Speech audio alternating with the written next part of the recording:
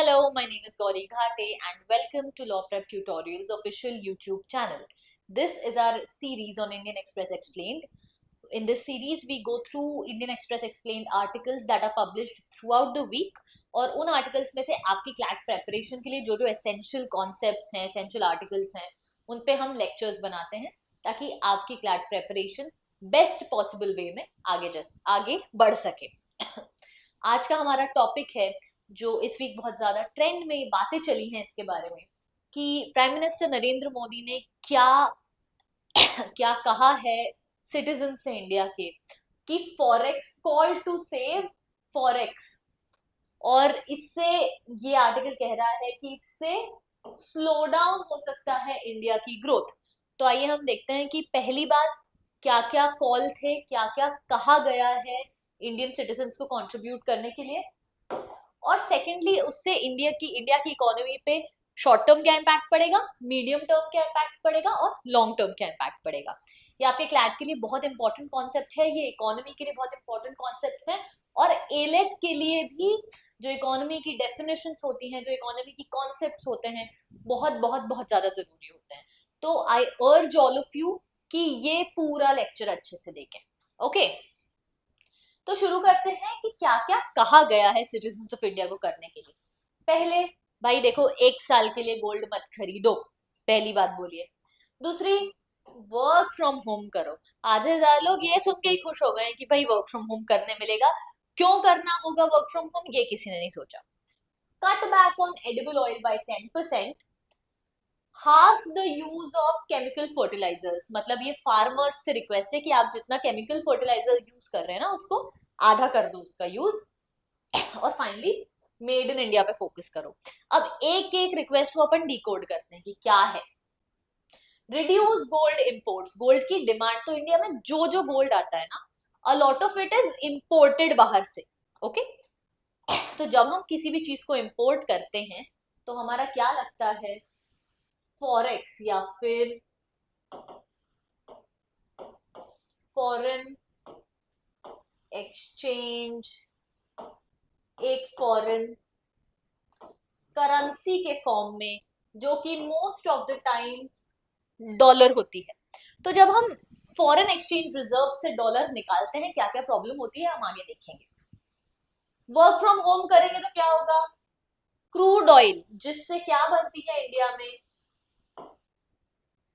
Electricity बनती है.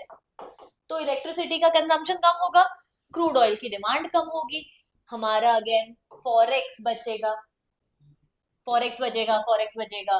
Cut back on edible oil. जो एडिबल ऑयल हम क्या करते हैं, इंपोर्ट करते हैं, उसका यूज 10% से आप रिड्यूस इट बाय 10%, मतलब अभी जितना यूज कर रहे हो उससे 10% कम यूज करो.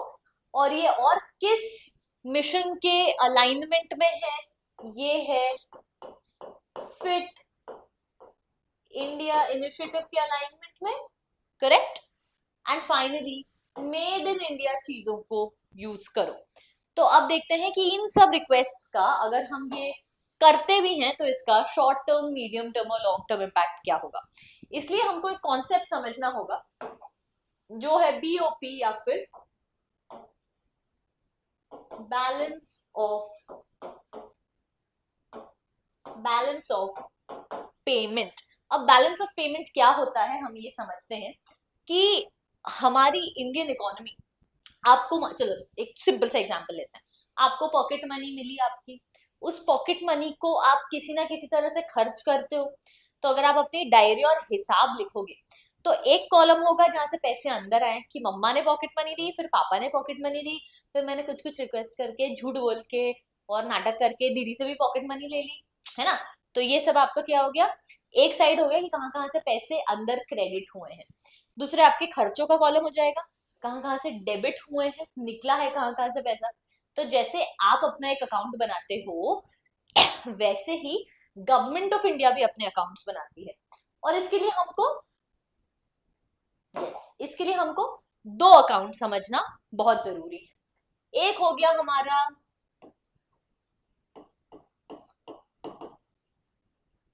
Capital account, okay. एक हो गया हमारा करंट अकाउंट। अब ये जो कैपिटल अकाउंट है ना हमारा, ये किस चीज से एसोसिएटेड है? ये इन्वेस्टमेंट से एसोसिएटेड है। और जो हमारा करंट अकाउंट है ना, ये एसोसिएटेड है हमारे इंपोर्ट्स एंड एक्सपोर्ट्स से। तो जब भी हम कोई भी चीज, भले ही से वो क्रूड ऑयल हो, भले ही से वो गोल्ड हो, जब हम ये चीजें इंपोर्ट करते हैं तो हम सारे पेमेंट्स करते हैं डॉलर्स में। और जब हम डॉलर में पेमेंट करते हैं, हमारा फॉरेक्स जो है ये क्या होता है? कम होता जाता है या फिर गिरता जाता है हमारा फॉरेक्स। जैसे जैसे हमारा फॉरेक्स रिजर्व्स कम होते जाएंगी, हमारे पास डॉलर्स की जो रिजर्व है वो कम होती जाएगी, हमारा जो रुपी है ना उसकी वैल्यू भी घटती जाएगी। ठीक है, इतना समझ गए? अब करंट अकाउंट हमने देखा कि जो जो इंपोर्ट्स का आपका एक्सपेंडिचर होता है और जो एक्सपोर्ट्स की अर्निंग होती है वो करंट अकाउंट में हम गिनते हैं। और जो जो इन्वेस्टमेंट्स इंडिया में आते हैं वो हम कैपिटल अकाउंट में गिनते हैं। तो ये दो टाइप के हो गए, एक हो गया एफडीआई, फॉरेन डायरेक्ट इन्वेस्टमेंट, और एक हो गया एफपीआई, फॉरेन पोर्टफोलियो इन्वेस्टमेंट। इन इन्वेस्टर्स को हम एफआईआई भी कहते हैं, फॉरेन इंस्टीट्यूशनल इन्वेस्टर्स कहते हैं हम इनको। अब एफडीआई और एफपीआई में क्या फर्क है? एफडीआई वो होता है जब आप किसी देश में डायरेक्ट पैसा लगा रहे हो, हॉस्पिटल बना रहे हो, जब आप किसी देश में ऑन ग्राउंड पैसा डायरेक्टली अपना लगा रहे हो, वो हो गया एफडीआई। एफपीआई क्या होता है? जब आप किसी ऐसी फर्म या इंस्टीट्यूशन में पैसा लगा रहे हो जो वो उस देश में पैसा इन्वेस्ट कर रही है, इनडायरेक्टली पैसा आप इन्वेस्ट कर रहे हो। तो एफपीआई से जो है एग्जिट करना बहुत इजी होता है। तो एफडीआई और एफपीआई दो टाइप के इन्वेस्टमेंट्स होते हैं जो हम कैपिटल अकाउंट में एक तरीके से गिन सकते हैं, और करंट अकाउंट में हम इंपोर्ट्स और एक्सपोर्ट्स देखते हैं। तो 1991 से जो हम ट्रेंड्स देख रहे हैं इन दोनों अकाउंट्स के, 1991 से हम क्यों देख रहे हैं? 1991 क्यों बहुत एक इंपॉर्टेंट ईयर है? ये है आपका आज का क्वेश्चन। आप मुझे बताएंगे कि 1991 इंडिया की इकोनॉमी में क्यों बहुत इंपॉर्टेंट ईयर है। अगर आपको इसका जवाब पता है तो प्लीज कमेंट सेक्शन में टाइप कीजिए, and I make sure I answer all of those questions and react to all of the correct answers. Okay, 1991 से हम एक ट्रेंड देख रहे हैं कि हमारा जो इंपोर्ट पे एक्सपेंडिचर होता है और जो एक्सपोर्ट पे अर्निंग होती है, हमारा इंपोर्ट एक्सपेंडिचर हमेशा बड़ा होता है, क्योंकि हम एक इंपोर्ट इंटेंसिव इकोनॉमी, हम बहुत इंपोर्ट करते हैं। इसका मतलब हमारा डॉलर बहुत क्या जा रहा है? बाहर जा रहा है। तो हम यहाँ पे किस कॉलम में आएंगे? लॉस कॉलम में आएंगे। इसीलिए हम इसको कहेंगे करंट अकाउंट डेफिसिट में चल रहा है हमारा, करंट अकाउंट डेफिसिट। करेक्ट। अब हम देखते हैं कैपिटल अकाउंट में क्या चल रहा है हमारा। तो हमने कैपिटल अकाउंट में 1991 से एक ये ट्रेंड देखा है कि investment by foreigners in India कई ज्यादा बड़ा है as compared to investment by Indians abroad. क्या मतलब है इनका? जितना पैसा इंडियंस बाहर इन्वेस्ट कर रहे हैं उससे कहीं ज्यादा पैसा फॉरेनर्स इंडिया में इन्वेस्ट कर रहे हैं, मतलब डॉलर आ रहे हैं अंदर। क्या आ रहे हैं? डॉलर आ रहे हैं अंदर। Yes, okay. तो इसको हम क्या कहेंगे? इसको हम कहेंगे कैपिटल अकाउंट का सरप्लस। तो हमारा करंट अकाउंट चल रहा है डेफिसिट में और हमारा कैपिटल अकाउंट चल रहा था सरप्लस में। तो अगर हम देखें तो हमारा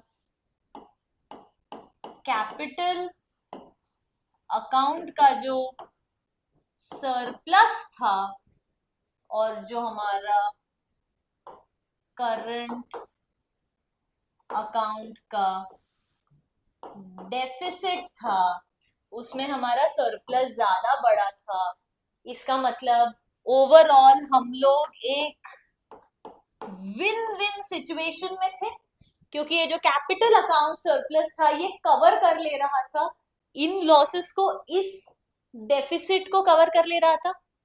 लेकिन अब हमें समझना है प्रेजेंट डे प्रॉब्लम क्या है। प्रेजेंट डे हमारी प्रॉब्लम ये है कि ये जो हमारे करंट अकाउंट का डेफिसिट है ना, ये हो गया है इन्फ्लेट। इन्फ्लेट मतलब बढ़ गया है। क्यों हुआ ऐसा, कुछ हुआ है क्या ग्लोबली जिसकी वजह से हमारा करंट अकाउंट का पैसा, जो करंट अकाउंट का डेफिसिट था वो बढ़ गया है? हाँ भाई हुआ है। ईरान में वॉर शुरू कर दिया है प्रेसिडेंट ट्रम्प ने, जिसकी वजह से स्ट्रेट ऑफ हॉर्मूज ब्लॉक हो गई है, जिसकी वजह से global oil supply, global fuel और एनर्जी सप्लाई ब्लॉकेड हो गया है, जिसकी वजह से फ्यूल के प्राइसेस और फ्यूल से जुड़ी हुई हर कमोडिटी के प्राइस बढ़ गए हैं। इसलिए आप देखेंगे कि पिछले कुछ महीनों में इंडिया ने सिर्फ 4% फ्यूल की अपनी जो इंपोर्ट है वो बढ़ाई है, लेकिन खर्चा 50% से बढ़ गया है। मतलब almost same amount of fuel का अब हम 1.5 गुना पैसा दे रहे हैं। तो अब हमने देखा है कि क्या हो गया है, ये इन्फ्लेट हो गया है हमारा जो करंट अकाउंट का डेफिसिट था, लॉस बढ़ गए हैं। और एक बहुत बुरी बात और हुई है कि जो कैपिटल अकाउंट का सरप्लस था ना, ये श्रिंक हो गया है। और तो और श्रिंक होते होते ये सरप्लस से डेफिसिट में कन्वर्ट हो गया है, क्योंकि फरवरी 2026 में बहुत सारे जो हमने फॉरेन पोर्टफोलियो इन्वेस्टर्स देखे हैं ना, जिन्होंने पैसे इन्वेस्ट किए थे इंडिया में, बहुत सारा वो इन्वेस्टमेंट वापस खींच लिया है। जिसका मतलब अब इंडिया जो नेट विन में चल रहा था, अब हमारे अकाउंट्स नेट लॉस में चल रहे हैं। इन लॉसेस की वजह से ये सारी डिमांड्स की गई हैं प्राइम मिनिस्टर द्वारा। क्लियर है? थोड़ा कंफ्यूजिंग लगा होगा current account capital account, but अब आई एम श्योर आप लोग सब समझ गए होंगे, राइट? देखिए, इन्वेस्टमेंट हमने देख लिया, एफडीआई एफपीआई क्या होता है, ट्रेंड्स देखिए, इंपोर्ट ज्यादा थे, और ये भी देख लिया कि फॉरेन इन्वेस्टमेंट इंडिया से ज्यादा था, इंडियन इन्वेस्टमेंट अब्रॉड के कंपैरिजन में, और कैपिटल अकाउंट सरप्लस हमारा ज्यादा था करंट अकाउंट डेफिसिट से। ठीक है, सिंपल है, यही लिखा है आर्टिकल में। ओके ओके नेक्स्ट देखते हैं बैलेंस ऑफ पेमेंट और रुपी एक्सचेंज रेट। अब हमने ये देखा कि हमें बहुत बहुत सारा डॉलर ना खर्च करना पड़ रहा है। अब इसकी वजह से क्या हो रहा है कि हमारा जो रुपी है वो वीक होता जा रहा है, और रुपी के वीक होने की वजह से हमें और डॉलर खर्च करना पड़ रहा है, तो हम एक विशियस साइकिल में फंस गए हैं। पीछे ये लिखा है कि अगर किसी कंट्री के पास, इंडिया के ही पास, अच्छे फॉरेन एक्सचेंज रिजर्व्स हैं, तो हम उसको दो टाइप से यूज कर सकते हैं, या तो रुपी की एक्सचेंज रेट को स्ट्रेंथन करके, या फिर फॉरेन एक्सचेंज रिजर्व्स अक्यूमुलेट करके इमरजेंसी के समय। तो अगर आप 2024 तक की रिपोर्ट्स देखोगे तो इंडिया का ऑल टाइम हाई एक फॉरेक्स रिजर्व्स चल रहे थे, but because of this crisis हमारे forex reserves have taken a hit. Okay, हम ये सब देख चुके हैं, करेक्ट? ये देखो यहाँ क्या है, ये बड़ी सी शार्क क्या है, हमारे इंपोर्ट्स इतने बड़े हैं, और ये चौथ उसी मछली है हमारी एक्सपोर्ट से जो अर्निंग हो रही है वो। अब वो बड़े एक्सपेंडिचर खा जाएगा ना हमारी छोटी सी मछली को। यही हो रहा है इंडियन इकोनॉमी में। अब जो ये रिक्वेस्ट की है, जो call to save foreign reserves है प्राइम मिनिस्टर के द्वारा, इसके कुछ पॉसिबल सिनेरियोज हो सकते हैं।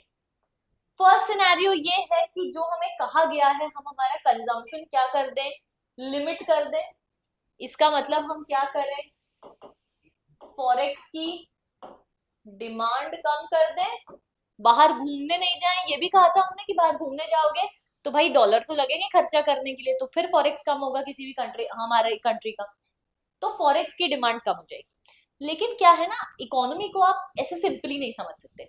आप सब मॉल में गए होंगे या आप सबने टीवी में वो गेम देखा होगा जहां ऐसे 9 छेद बने हैं, और उसमें से एक चूहा निकलेगा, तो आपको हैमर से चूहे को मारना है, उस नकली चूहे को। आप एक चूहे को मारोगे, दूसरा चूहा निकलेगा, आप उसे मारोगे, तीसरा चूहा निकलेगा। तो ऐसे ही इकोनॉमी चलती है। आप एक प्रॉब्लम सॉल्व करोगे ना, दूसरी प्रॉब्लम निकल आएगी। आपने ये प्रॉब्लम सॉल्व की कि फॉरेक्स रिजर्व्स हम क्या करेंगे, बचा लेंगे। दूसरी प्रॉब्लम क्या निकल के आएगी, दूसरी प्रॉब्लम ये निकल के आएगी कि हमारी इकोनॉमी स्लो डाउन हो जाएगी। अगर हम फ्यूल नहीं इंपोर्ट करेंगे, एनर्जी नहीं यूज करेंगे, तो हमारा क्या होगा, प्रोडक्शन कम हो जाएगा, है ना। हम प्रोड्यूस नहीं कर पाएंगे कुछ, प्रोडक्शन कम होगा तो हमारा जीडीपी गिर जाएगा, हमारी इकोनॉमी स्लो हो जाएगी। तो पहला जो सिनेरियो है उसमें हमारी फॉरेक्स डिमांड तो कम हो जाएगी, हमारी फॉरेक्स रिजर्व तो बढ़ जाएंगी, लेकिन शॉर्ट टर्म में हमारा प्रोडक्शन कम होगा, इसीलिए इकोनॉमी की जो ग्रोथ है वो गिर जाएगी। सेकेंड सिचुएशन क्या है कि हम फोकस कर लें ग्रोथ पे और खूब सारा एनर्जी कंज्यूम करें। एनर्जी कंज्यूम करेंगे तो हमारा फॉरेक्स क्या है, गिर जाएगा। खूब सारा कंजम्पशन करेंगे, खूब सारे गुड्स हम इंपोर्ट करेंगे, तो हमारे पास कंट्री के पास पैसे नहीं बचेंगे। देख रहे हो, कोई अच्छा सोल्यूशन बचा नहीं है, अनलेस हम एक तीसरे ऑल्टरनेटिव पे जाएं, जब हम कंजम्पशन करें तो सही, लेकिन इसको डाइवर्ट कर दे इंडियन फर्म्स या इंडियन प्रोडक्शन के ऊपर। मतलब हम इंपोर्टेड प्रोडक्ट्स ना यूज करके अगर इंडियन प्रोडक्ट्स की डिमांड जनरेट करें, तो ना हमारा फॉरेक्स खर्च होगा और हमारी ग्रोथ भी चलती रहेगी। क्लियर। ये है इंडियन इकोनॉमी का एक विशियस साइकिल। एंड इसे कॉम्बैट करने के लिए ये जो रिक्वेस्ट की गई हैं, ये बहुत ज्यादा शॉर्ट टर्म और मीडियम टर्म रिक्वेस्ट है, लेकिन लॉन्ग टर्म इकोनॉमी को चलाने के लिए सिर्फ एक और एक सोल्यूशन है। The answer is production. Production of goods and services, इतना प्रोडक्शन होना चाहिए इकोनॉमी का कि डोमेस्टिक जो डिमांड है वो पूरी हो जाए, और तो और सरप्लस बचे जिसको एक्सपोर्ट किया जा सके, जिससे हम क्या कमाए, डॉलर। क्लियर है। लॉन्ग टर्म सोल्यूशन सिर्फ एक ही है, जिसका मतलब है डोमेस्टिक प्रोडक्शन को बढ़ाना। शॉर्ट टर्म सॉल्यूशन ये है कि हम हमारे फॉरेक्स रिजर्व्स बचा लें, लेकिन लॉन्ग टर्म में प्रोडक्शन के सिवा कोई भी इकोनॉमी लंबे समय तक सस्टेन नहीं कर सकती है। And which is what the article also states कि cutting on consumption in a stark manner, एकदम से कंजम्पशन कम करना, जैसे not buying gold, not going to office, can not be a sustainable solution. हमेशा तो आप ये नहीं कर सकते हो। The only way out of this situation for India is to boost both its domestic production and productivity. अपना domestic production बढ़ाओ और प्रोडक्टिविटी बढ़ाओ। प्रोडक्टिविटी मतलब जितनी रिसोर्सेज लगी हैं उनका फुल यूटिलाइजेशन हो। It is only when India becomes more efficient as a producer, regardless of what machines we import, that we will be able to grow its share in the global exports market. Produce करो, domestic demand fulfil करो और export करो। Similarly, only when India reforms its ease of doing business, ऊपर हमने देख लिया production का, ऊपर हमने करंट अकाउंट का देख लिया, अब हम देखेंगे कैपिटल अकाउंट का। ईज ऑफ डूइंग बिजनेस मतलब कितना आसान है आपकी कंट्री में किसी भी इन्वेस्टर के लिए पैसे लगाना और बिजनेस करना।